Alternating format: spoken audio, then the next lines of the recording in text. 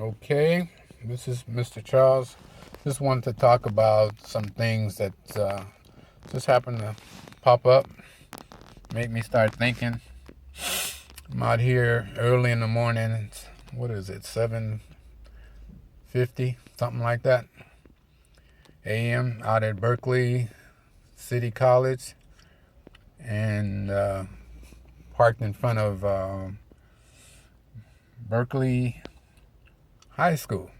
Anyway, but what I want to talk about is seems like a lot of people have interest in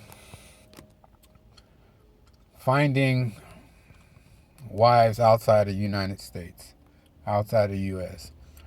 Uh, my personal opinion, I don't blame them because I'm married to someone who wasn't born here, Filipina, obviously from the Philippines. She was born there and came here when she was about 19. But we've been married 22 years, something like that. So I kind of understand, but a lot of guys don't understand what goes along with this. Um, this whole situation of marrying somebody from a different culture, and that's basically what it boils down to is someone with a different culture. The culture differences can make a difference in your relationship if you don't uh, take time to figure that out first.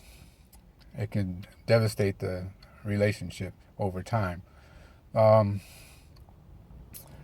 what I'm talking about is, yeah, you can fall in love. They're cute when they're young and nice and sweet, just like most people, most women. Um, I think American women have probably been so abused by society and men in society, they become very bitter, very uh, non-approachable. So they, when you try to approach them and talk, say something to them and do, they react right away. They're not as pleasant as a lot of people who are not familiar with the male customs here. Men here in the U.S. have been raised, basically most of them disrespect women or have no respect for women, and don't know how to deal with women because they were raised in a one-person family, usually by a bitter female who's got out of a relationship and was scorned from it. So the child never grows up, or children never grow up with both parents to see how a relationship should be, or doesn't mean it's perfect just because you have two parents. It could be devastating too. But having at least have a gauge of what a mother and father are supposed to be doing together as a family. A family is a unit of two people trying to do, or more, who trying to do something, like raise kids to be better than what they are. Um, but talking about uh, different cultures and relationships, a lot of these, I see a lot of videos and a lot of people guys talking about they're going to Thailand, they're going to the Philippines and get women in Vietnam or wherever. And it's not the only place to find other women. I've been around. I was in the Army for over 17 years, so I just, I know there's difference, and you have options. Options are out there. You don't have to settle. Um, you can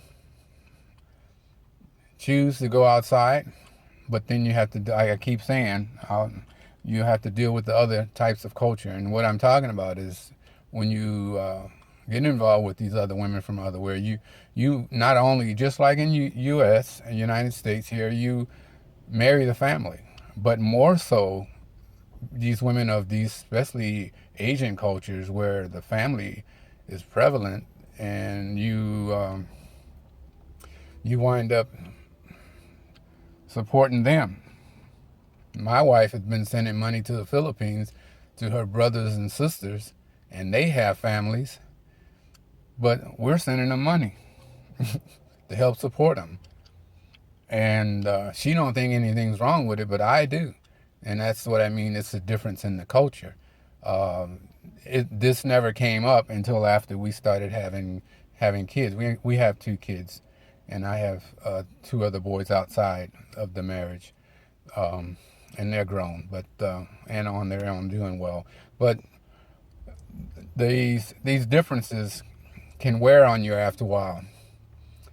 You know, you keep wondering, well, why are you sending these people money, and you know the money stretches much further over there, and why do you have to keep supporting these people?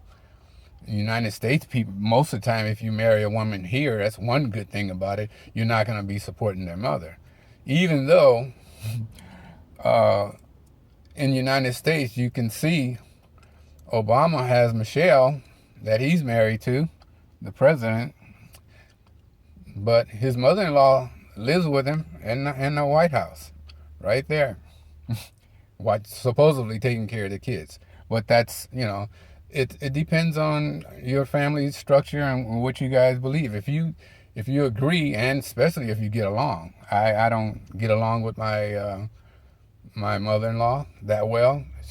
She hasn't called me once to say how you doing, and vice versa, you know. So that just lets me know where we are as far as our relation. And I don't care, because I didn't grow up with a good family structure. I grew up in a boys' home type of environment. At the age of probably 11, I was put in the boys' home to see whatever works. My family considered me out of control or whatever. So anyway, you know, crazy things happen. You survive, I survive. But guys, don't marry these women outside the U.S. thinking that everything's going to be perfect, because yeah, it will be for a little while, until her family starts putting pressure on you to support them and give them more money. Like my wife's family recently, every year or two she sends her mother to the Philippines with a handful of money, and so they can pay their bills for the month or whatever, you know. And I don't agree with it, but she sneaks by with it, and before I know it, the money's gone. Fortunately, I just keep my mouth shut, and as long as we have what we need and we can survive on what we have, I don't say much about it, because I just tell her, when it comes to my parents, if I need to do that, I don't want to hear nothing about it either. You know, do what you need to do, as long as we are taken care of here. You know, that's all I'm really concerned about. So I just wanted to touch base with these guys. They fall in love with these women, and you know, their guys are going over there to the Philippines and Thailand and other places, and they're buying homes for women that they think they're in love with, because they're so different than American women. They think they're in love, but then they wind up devastated and sometimes even homeless, because the homes have to be bought in the native person's name. And if you're a U.S. citizen or from Britain or wherever else, you're not going to be able to buy property there. So the property is going to be in their name. And that's part of what a lot of the scams are over there in those other countries. The girls get you to love them or go crazy about them. Next thing you know, you out on the street because the property's in their name and you can't do nothing about it. The government don't want to hear nothing that you have to say, because you have no proof. This is not yours. You bought it. She bought it with your money. So what? You gave her the money. She bought it. You out on the street. So that's just my warning to you guys that's out there thinking that, oh, I'll marry me this little exotic cutie, and better dig deeper and make sure it's what you really want to deal with, because there's a lot more to deal with than just her cute, pretty presence at the meantime. My wife was shapely when she was younger. Not anymore. All that's gone. So what I'm saying is, if you not into the person and can't deal with that person, all the cuteness dries up and goes away. Let me tell you, you'll be disappointed with what you have. So you better make sure that you really take your time and don't just jump into something and do stupid stuff. Okay? This is probably part one. I'll probably do another one. Okay? About marrying outside of the U.S. or marrying women from the U.S. or whatever. I'll figure out a title for it. All right? Talk to you again.